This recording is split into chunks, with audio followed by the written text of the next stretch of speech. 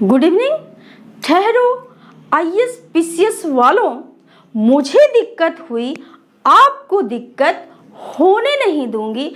IAS PCS prelims practice series में आपका स्वागत है।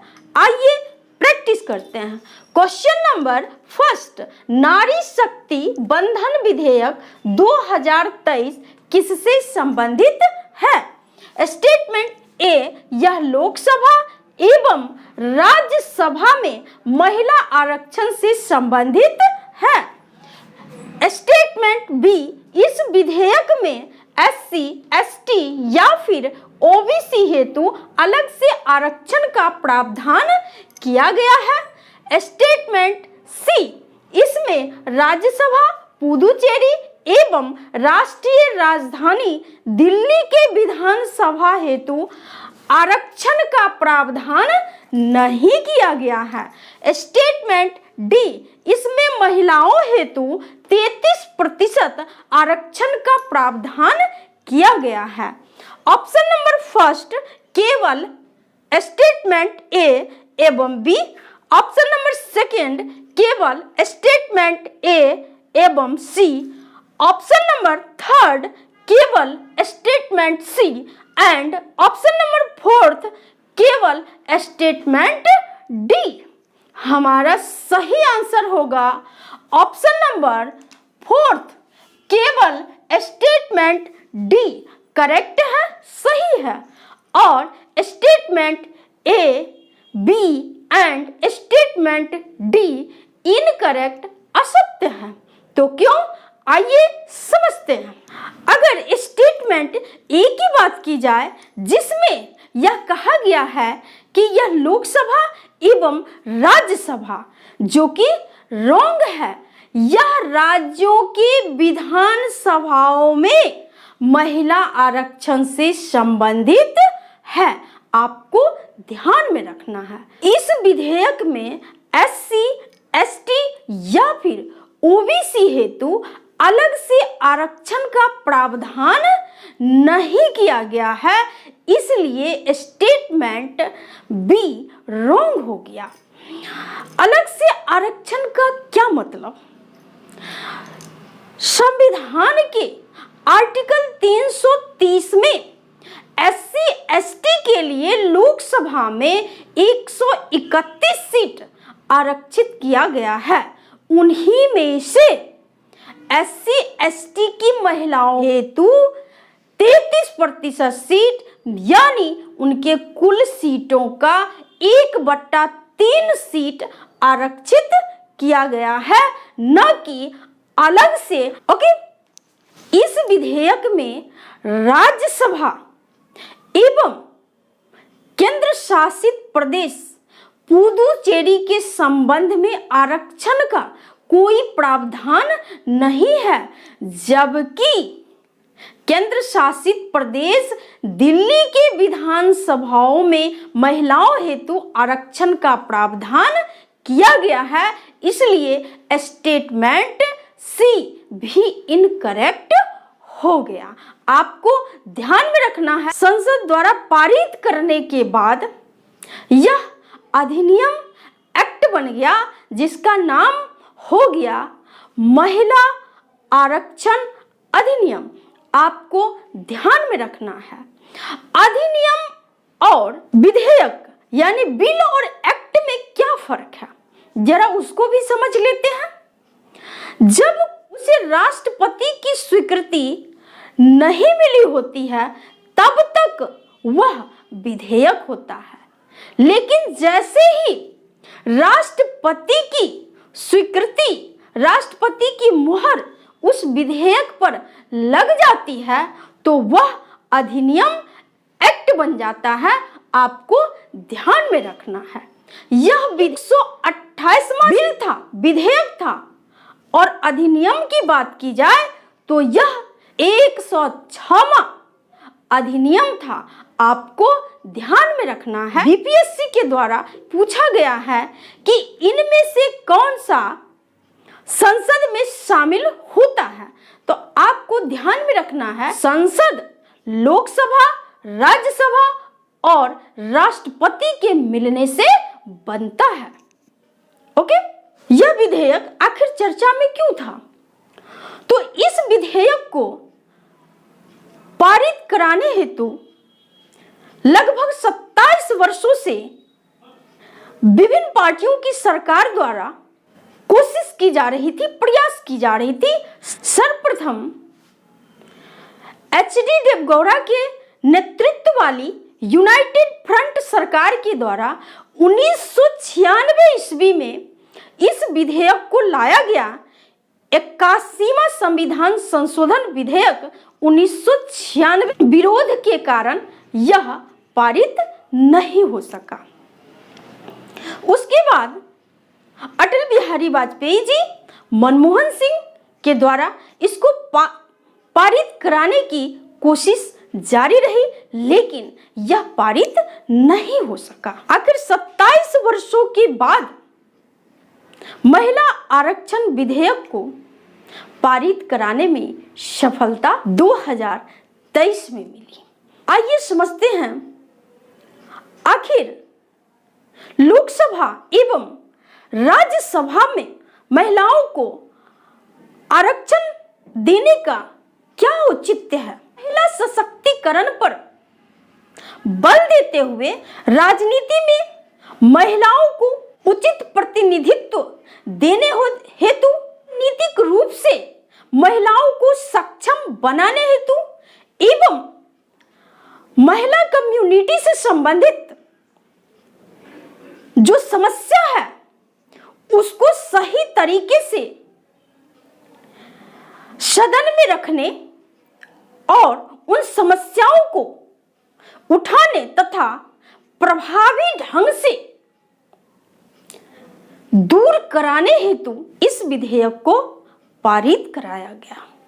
मेंस के एग्जाम्स में इस प्रकार के क्वेश्चंस आपसे पूछे जा सकते हैं कि महिला आरक्षण अधिनियम 2023 को पारित करने का औचित्य क्या है। इस संबंध में पक्ष और विपक्ष में अपने तर्क प्रस्तुत करें। क्वेश्चन नंबर 2, 128वां संविधान संशोधन विधेयक 2023 किससे संबंधित है? स्टेटमेंट ए, राज्यसभा एवं लोकसभा में 1/3 महिला आरक्षण से। स्टेटमेंट बी, SC, ST या फिर OBC हेतु इसमें अलग से आरक्षण देने की बात की गई है। ऑप्शन नंबर 1 स्टेटमेंट ए एवं बी। ऑप्शन नंबर 2 केवल स्टेटमेंट ए। ऑप्शन नंबर 3 केवल statement B and option number 4 ना तो स्टेटमेंट ए और ना ही स्टेटमेंट बी। हमारा सही आंसर होगा ऑप्शन नंबर डी, ना तो स्टेटमेंट ए और ना ही स्टेटमेंट बी करेक्ट है। दोनों स्टेटमेंट रॉन्ग है, गलत है। तो क्यों, आइए समझते हैं।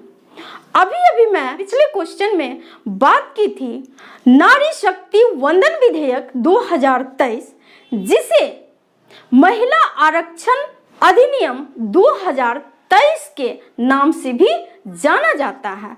1/3 या फिर 33% आरक्षण की बात की गई है। क्वेश्चन नंबर 3, महिला आरक्षण अधिनियम 2023 के संबंध में निम्नलिखित में से कौन सा ऑब्लिक से कथन सत्य है?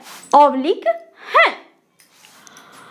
स्टेटमेंट ए यह संसद द्वारा पारित 106वां अधिनियम है।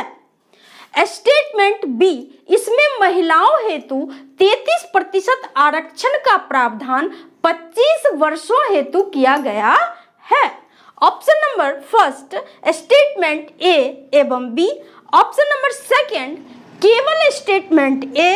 ऑप्शन नंबर 3 केवल statement B and option number 4 ना तो ए और ना ही बी। हमारा सही आंसर होगा ऑप्शन नंबर 2 केवल स्टेटमेंट ए करेक्ट है और स्टेटमेंट बी इनकरेक्ट है, तो क्यों? आइए समझते हैं। महिला आरक्षण अधिनियम 2023 के तहत महिलाओं हेतु 33% आरक्षण का प्रावधान 15 वर्षों के लिए किया गया है, न कि 25 वर्षों के लिए। इसलिए स्टेटमेंट बी इनकरेक्ट, असत्य हो गया। Okay, next question number 4। मौजूदा प्रावधानों के तहत लोकसभा हेतु कितनी श्रेणियों में सांसदों को चयनित किया जाता है? Option number A 2, B 3, C 4 and D 5। हमारा सही आंसर होगा ऑप्शन नंबर बी। 3 श्रेणियों में सांसदों को चयनित किया जाता है। वे 3 श्रेणी कौन कौन से हैं? एससी, एसटी एवं तीसरा जो है वह सामान्य श्रेणी है। आपको ध्यान में रखना है अनुसूचित जाति, अनुसूचित जनजाति एवं सामान्य श्रेणी। Okay, next question number 5। कोई भी विधेयक अधिनियम तब बनता है जब उसे ऑप्शन नंबर ए लोकसभा एवं राज्य विधानसभाओं द्वारा पारित होने के साथ साथ राज्यपाल की स्वीकृति मिल जाती है या फिर मंजूरी मिल जाती है। ऑप्शन नंबर बी लोकसभा एवं राज्यसभा के साथ साथ प्रधानमंत्री की स्वीकृति या मंजूरी मिल जाती है।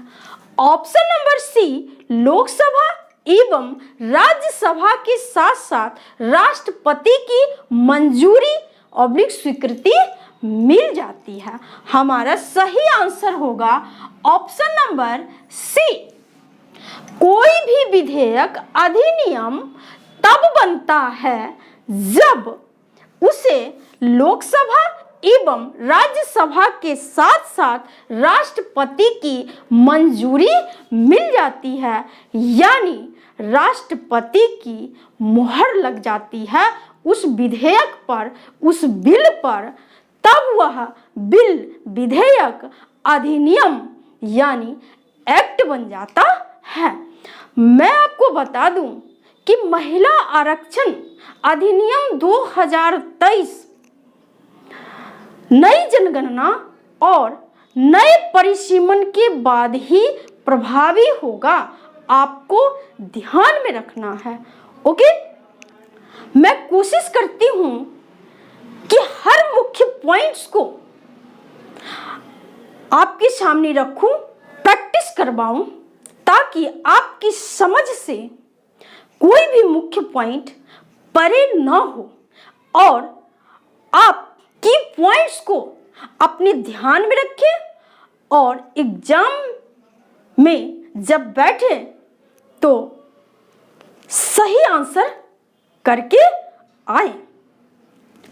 ओके, कोई भी विधेयक, बिल, अधिनियम, एक्ट कब बनता है से संबंधित question UPPCS, Uttar Pradesh public service commission, IAS और अन्य कई स्टेट पीसीएस में पूछा जा चुका है, इसलिए आपको निश्चित रूप से ध्यान में रखना है। Okay, question number 6, project cheetah की शुरुआत कब हुई?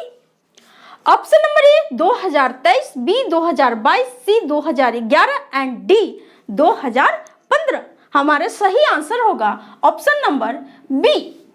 2022 में प्रोजेक्ट चीता की शुरुआत हुई। 75 वर्षों के बाद देश में चीता के पुनर्वास हेतु प्रोजेक्ट चीता की शुरुआत 2022 में की गई। इसी प्रोजेक्ट चीता के तहत नामीबिया, अफ्रीका से 8 चीतों को लाया गया। प्रतिवर्ष 12 से 14 चीतों को दक्षिण अफ्रीका, नामीबिया या फिर अन्य अफ्रीकी देशों से लाने की सरकार की योजना है। मध्य प्रदेश के कूनू नेशनल पार्क में पुनर्वास करवाया गया। क्वेश्चन नंबर 7, गांधी सागर वन्य जीव अभयारण्य कहाँ स्थित है?